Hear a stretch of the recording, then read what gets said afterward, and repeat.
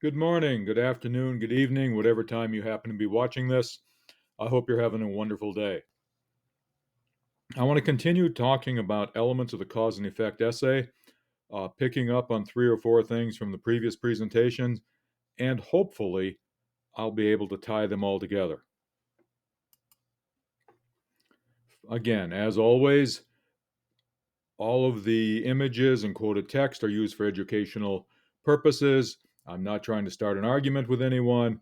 I am just trying to make sure that my students in my classes have the information they need and don't fall asleep by watching a bunch of screens without any art on it. One of the things I want people to remember as I discuss claim data warrant is that in this essay in particular, where there is a ton of speculation, words like probably, possibly, conceivably, and words like or phrases like it's feasible that, or the most likely outcome is, or this event tends to occur when, are important elements of the essay. We don't have certainty with everything on the prompts that you're given for this essay. So qualify the claims, because the last thing you want to do is cast doubt on your qualifications as a thinker and as a writer. And that's especially true if you're speculating. When we speculate about what would happen if a race of benevolent space aliens landed in Yankton, South Dakota, no one knows. It's conceivable that. It's probable. It's possible. We don't know. The same with AI. All right? It's probable that AI will disrupt society.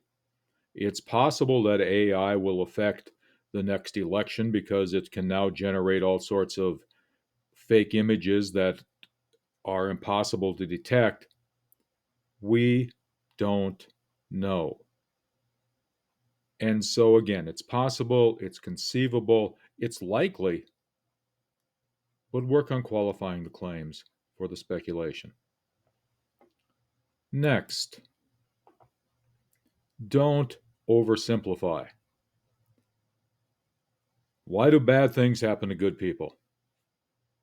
88 pages, 10 chapters. There's not a single reason. Now, granted, why do bad things happen to good people is, a deep question. It probably deserves a better answer than that's life. But I do think it's important, even for the prompts we have, don't oversimplify. Go into some detail, explain how and why.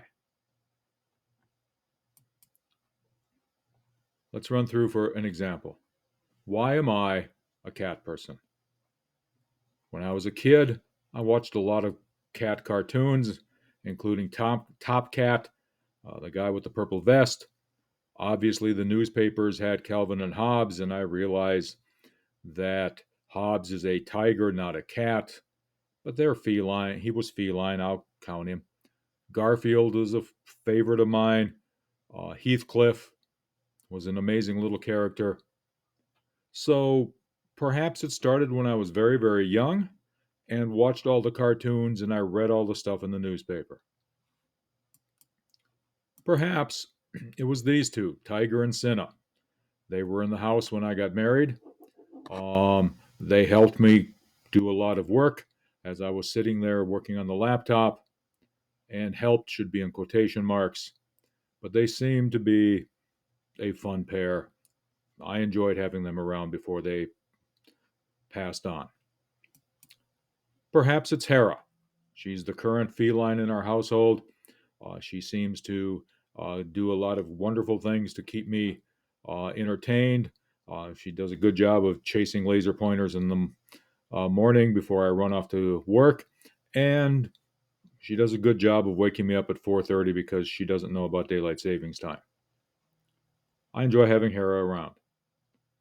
Or perhaps I read an article like this: owning a cat could reduce the risk of a heart attack by nearly one third.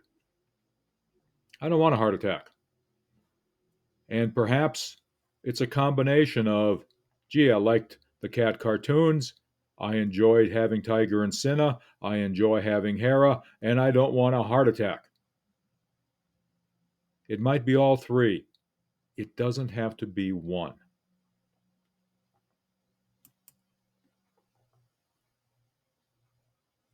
I will remind people at the end of this presentation about two of the prompts in particular that I think are chain of events. But let me give you a couple of chain of events essays that might work here, that examples to explain how a chain of events link will work. We talked about the definition of philanthropy in a previous presentation. The new definition of philanthropy, there's no need to give money away. Just getting rich is philanthropic in and of itself. I have that definition. I might wonder what caused the change in that definition. So let's look at the underlying presumption in that definition. Facebook founder Mark Zuckerberg has written, all lives have equal value. And that includes the people who are going to live in the future, not necessarily only the people who are alive today. So, as the Axios article points out, concern for hypothetical future humans outweighs the pressing needs of those alive to today. For my Mount Marty students, the Jetsons, Judy and Elroy and Astro and George and Jane outweigh your need for a field house. The future outweighs the pressing needs of those alive today. Because of the premise that all lives have equal value, including the ones who are going to live in the future, it means that there's a concern for the hypothetical future humans, and it means that you shouldn't give your money away. You should just keep doing whatever it is that you're doing because you're going to make life better for those future humans. Let's continue. Humanity, then, as it lives right now, has a tendency to look rather small. And the reason it looks rather small is that the people who have the most money to give away, the big tech folk, see humans aggregated and monetized every day. We are a predictable, emergent organism. We are not human beings who have value in and of ourselves. They might argue that human dignity doesn't exist. And if your day job involves seeing humans as the product you're selling your customers, people are fungible entities that algorithms operate on. And that's all they are. So the people who are fungible entities in the future, who are hypothetical, aren't any different than you, who's not flesh and blood, but something that the algorithms can work on.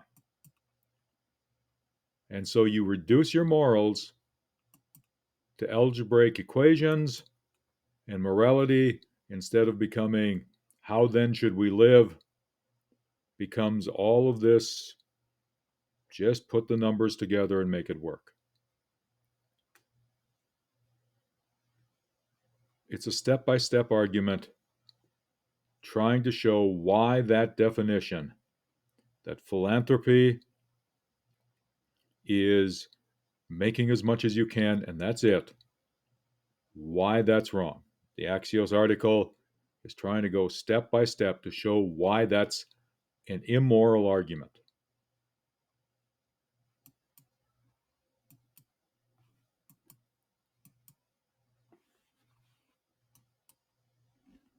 Next, work to avoid circular reasoning. The key to success is hiring the right employees. You know you've hired the right employees because your business is successful. It's a circle. It doesn't explain why hiring the right employees is a reason for success. Let's get a real definition.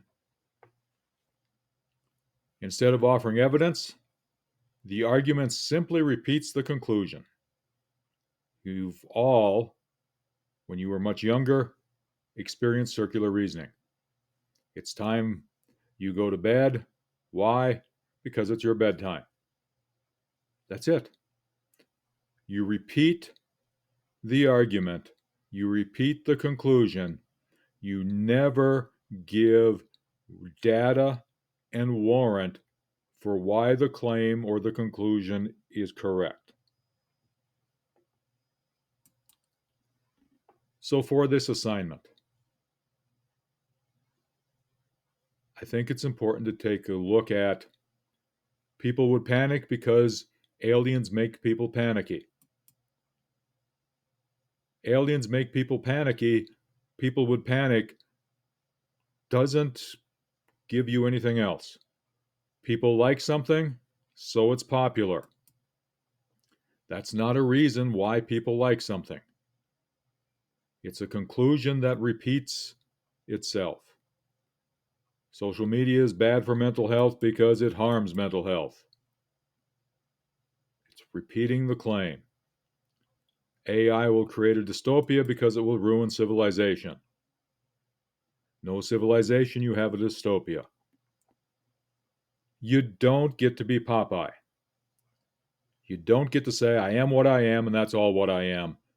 That's it. You don't get to do that in this assignment. You have to have reasons that the effect happens. No circular reasoning. Next, don't infer causation from correlation. Yes, correlation may equal causation. Something's broken. You're the only person in the lab. You probably broke it. However, just because the increase in shaved heads means an increase in sales of razors doesn't mean the salespeople should shave their heads. The correlation doesn't mean that shaving heads of the salespeople is going to cause more sales. It doesn't work that way. Correlation does not equal causation. Finally, 3 or 4 other reminders.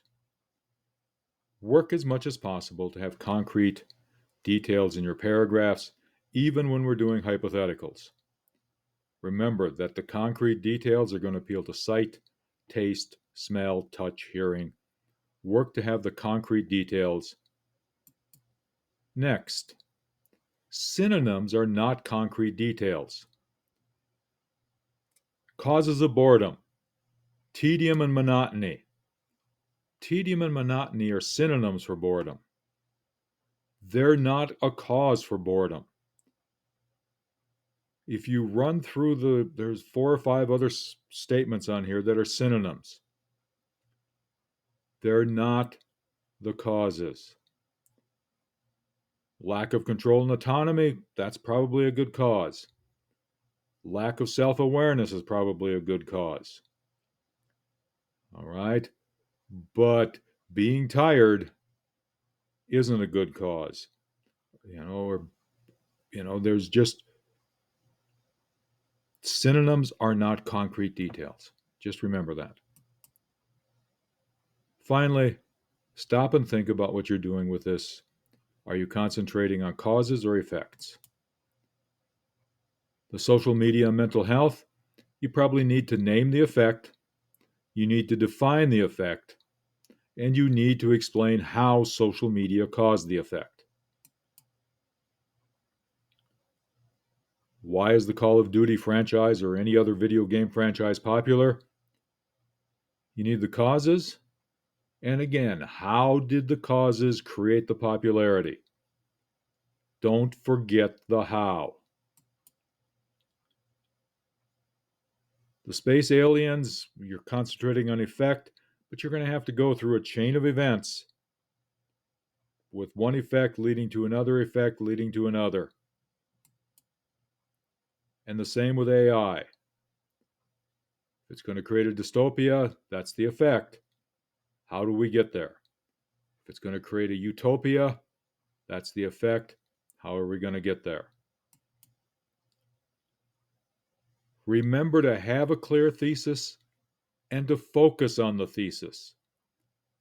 I think several papers,